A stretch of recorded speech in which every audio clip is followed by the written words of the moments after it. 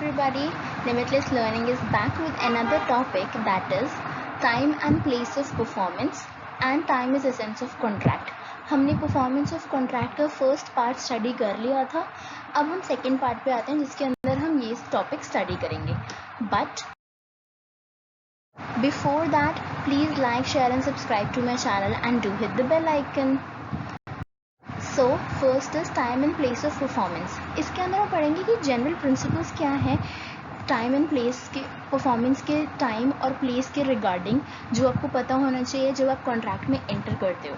तो first is इसके अंदर performance of promise where no time is specified.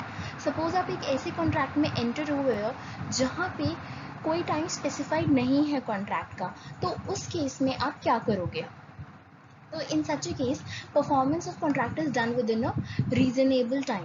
Reasonable time के अंदर, रीजनेबल टाइम की ऐसी कोई स्पेसिफिक डेफिनेशन नहीं है, लेकिन रीजनेबल टाइम को हम कंसिडर करते हैं एक जनरल वक्त जो अपनी सोच समझ से आपको सही वक्त लगता है या जो जनरली सही होना चाहिए, उसे हम रीजनेबल टाइम कहते हैं.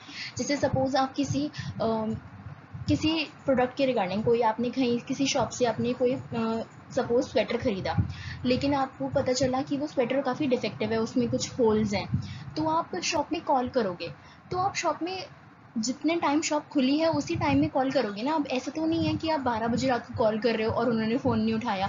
तो शॉप का यूजुअल टाइम होता है 8 बजे या 9 बजे शॉप्स बंद हो जाती हैं, तो आप शॉप को तभी कॉल करोगे ना. तो ये एक रीजनेबल टाइम होता है, इसकी कोई डेफिनेशन नहीं है. ठीक है, जैसे एग्जांपल हो गया डिलीवरी ऑफ गुड्स. आपको गुड्स को डिलीवर करना है, आप बिजनेस आवर्स में गुड्स को डिलीवर करोगे या ऑफिस आवर्स में आप गुड्स को डिलीवर करोगे. किसी ऑफिस में सपोज आपको चेयर्स देनी है, तो आप उनके ऑफिस टाइमिंग में जैसे 5 से 6 बजे तक होता है, तो आप उसी टाइम की ड्यूरेशन में आप डिलीवरी करोगे गुड्स की. तो इसलिए यहाँ पे बोला कि जहाँ पे टाइम स्पेसिफाइड नहीं होता वहाँ आपको रीजनेबल टाइम को कंसिडर करके गुड्स की अपने प्रॉमिस की परफॉर्मेंस करनी चाहिए. लेकिन एक और चीज़ ये कहता है, वो ये कहता है कि non specification of time does not renders the contract void. कहते हैं कि अगर कॉन्ट्रैक्ट में टाइम स्पेसिफाइड नहीं है तो आप कॉन्ट्रैक्ट को अनसर्टेनिटी के बेसिस पे वॉइड नहीं ठहरा सकते. ठीक है. Next is performance of promise when time is specified. अब ये तो और भी अच्छी बात हो गई. अब यहाँ पे टाइम स्पेसिफाइड है तो आपको उसी टाइम में, उसी वक्त पर, उसी दिन पे कॉन्ट्रैक्ट की परफॉर्मेंस करनी है या अपनी प्रॉमिस की परफॉर्मेंस करनी है जो आपकी कॉन्ट्रैक्ट में मेंशन्ड है. ठीक है, जैसे डिलीवरी ऑफ गुड्स की बात है, तो आप यहाँ पे A promises to deliver goods to B at his godown on 1 April. उसने प्रॉमिस किया कि वो गुड्स को डिलीवर करेगा बी को 1 अप्रैल को, तो उसको गुड्स की डिलीवरी कर देनी चाहिए April 1 को ड्यूरिंग द बिजनेस आवर्स. ठीक है. अगर यहाँ पे टाइम स्पेसिफाइड है, जैसे यहाँ पे प्लेस स्पेसिफाइड थी. ठीक है, गोडाउन उसकी प्लेस स्पेसिफाइड थी, फिर दिन भी स्पेसिफाइड थे, डे.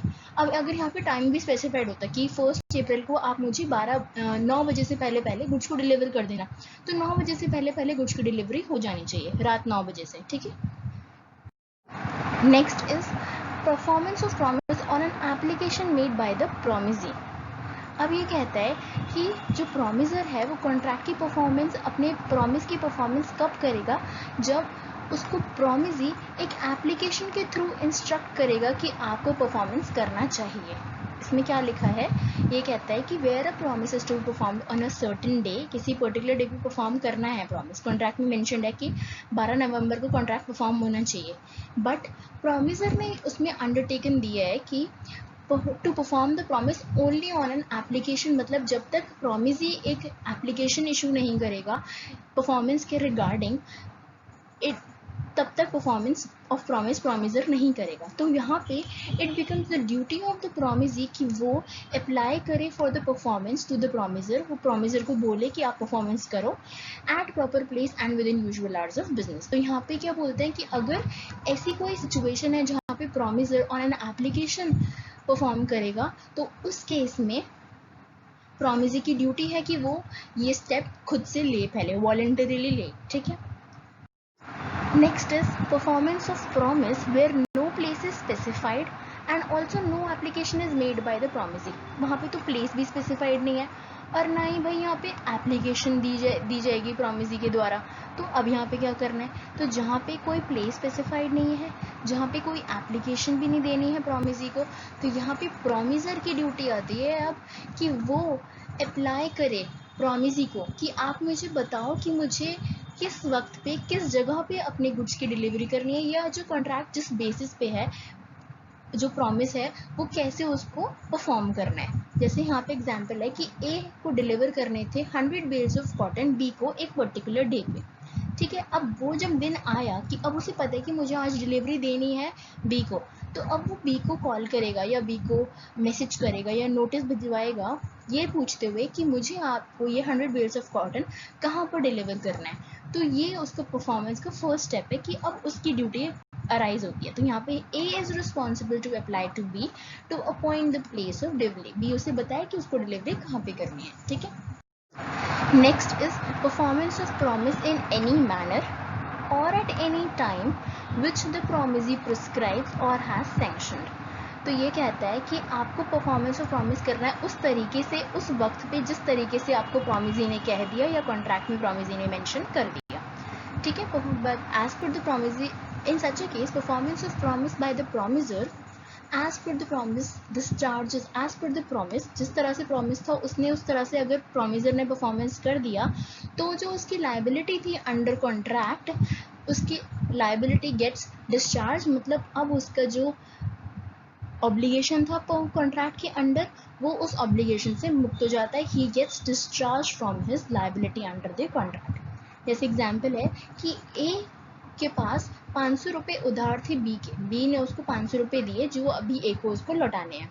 तो बी उसे कहता है कि आप मुझे पोस्ट कर दो मनी थ्रू अ लेटर, मतलब जिसे कहते हैं ना मनी ऑर्डर भिजवा दो, तो वही तरीका है। तो A is discharge from the debt, उसकी जो लाइबिलिटी है 500 रुपये पे करने की, he gets discharged from his liability as soon as he posts the letter in favor of A। जैसे ही वो लेटर 500 रुपये जिसमें है और एक लेटर जिस तरह से ए ने बोला बी ने बोला है, ए उसको लेटर बॉक्स में डालता है। जैसे ही वो ये स्टेप करता है वैसे ही उसकी जो लाइबिलिटी थी वो ख़त्म हो जाती है, क्योंकि उसने अपना पार्ट ऑफ जो प्रॉमिस उसे फुलफिल करना था 500 रुपये देने का, उसने वो कर दिया। और कैसे किया, जैसे उसकी प्रॉमिसी ने उसे प्रिस्क्राइब किया है, जिस तरह से प्रॉमिसी ने उसको बोला है। ठीक है, कंटेनिंग 500 पर उसमें 500 रुपये होने चाहिए। ठीक है, बात है next is effect of failure of performance of contract in time. अब वो कहते हैं कि अगर आपने जो टाइम मेंशन था अगर आपने उसमें परफॉर्मेंस नहीं किया तो उसका क्या रिजल्ट होता है या उससे क्या कंक्लूजन निकल आता है। तो यहाँ पे लिखा है कि when one party fails to perform the contract in time, तो जो अदर पार्टी जिसको लॉस सफ़र हुआ इस वजह से, उसको दो बेसिस पे रेमेडीज़ मिलती हैं। अगर कॉन्ट्रैक्ट में जो टाइम था it was an essence of contract, मतलब vital, it was of a vital importance, बहुत इंपॉर्टेंस थी उस कॉन्ट्रैक्ट की परफॉर्मेंस में वक्त की। ठीक है, और सेकेंड है कि टाइम एसेंशियल या is not an essence of contract है। तो इन दोनों बेसिस पर जो प्रॉमिसी है उसको रेमेडी मिलती है। ठीक है, तो हम स्टडी करते हैं जहाँ पे टाइम एसेंस है कॉन्ट्रैक्ट का, जहाँ पे टाइम एसेंस नहीं है कॉन्ट्रैक्ट का। तो जहाँ पे टाइम एसेंस है कॉन्ट्रैक्ट का उसको क्या रेमेडीज मिलती है। First is extension of time which is given under section 63। उसमें क्या कहते हैं कि अगर इन बाय चांस उसने एक पर्टिकुलर टाइम दिया था, आपने उस प्रॉमिसर ने उस पर्टिकुलर टाइम में वो कॉन्ट्रैक्ट परफॉर्म नहीं किया, तो जो प्रॉमिसी है वो क्या करेगा, वो कहेगा चलो ठीक है मैं आपको और 15 दिन का वक्त देता हूँ। तो उस केस में वो एक्सटेंड हो जाएगा। जैसे इसके अंदर केस लॉ है CC of India limited versus SS corporation. तो यहाँ पे क्या हुआ था कि गुड सप्लाई करने थे विद इन 10 डेज, जैसे मतलब 10 मई से पहले 1964 10 मई से पहले उसे गुड सप्लाई करने थे सप्लायर को, तो पर उसने नहीं कर पाया। तो बायर ने टाइम को एक्सटेंड किया और उसने बोला कि मैं नवंबर 64 तक डिलीवरी एक्सेप्ट करूंगा।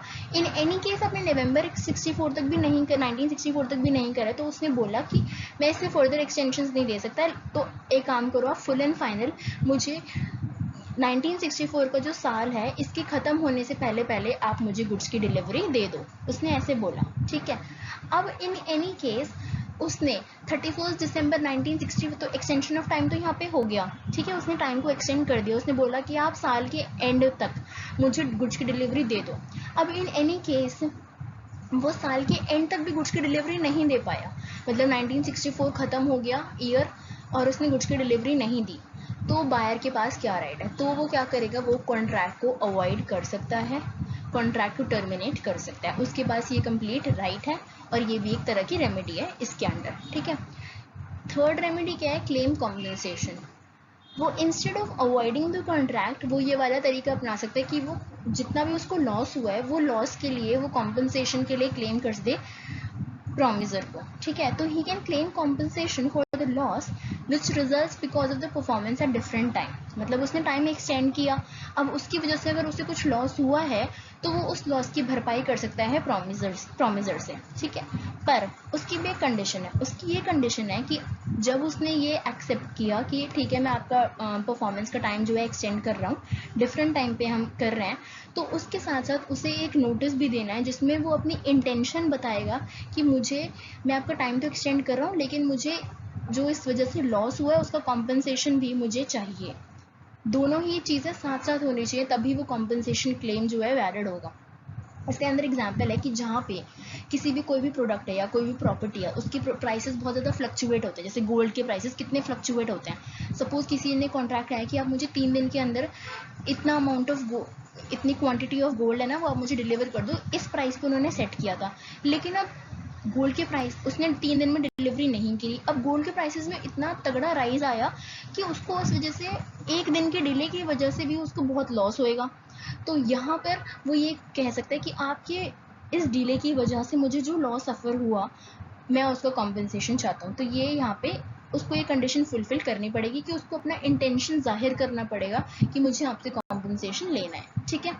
अब आते हैं हम time not an essence of contract. तो जहाँ पे टाइम इंपॉर्टेंट नहीं था कॉन्ट्रैक्ट की टर्म्स में, तो उस केस में क्या होगा, तो वहाँ पे एक ही रेमेडी है, वो है क्लेम कॉम्पनसेशन। कि अगर टाइम इंपॉर्टेंट नहीं था और उसकी वजह से उसे एक्सटेंड करना पड़ा टाइम या डिले हुई परफॉर्मेंस, तो थोड़ा बहुत जो भी उसे लॉस हुआ है प्रॉमिसी को, वो प्रॉमिसर से कॉम्पनसेशन उसके लिए लॉस के लिए क्लेम कर सकता है, ठीक है।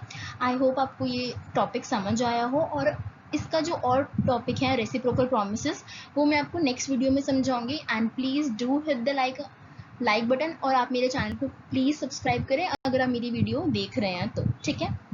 Thank you for now and bye bye.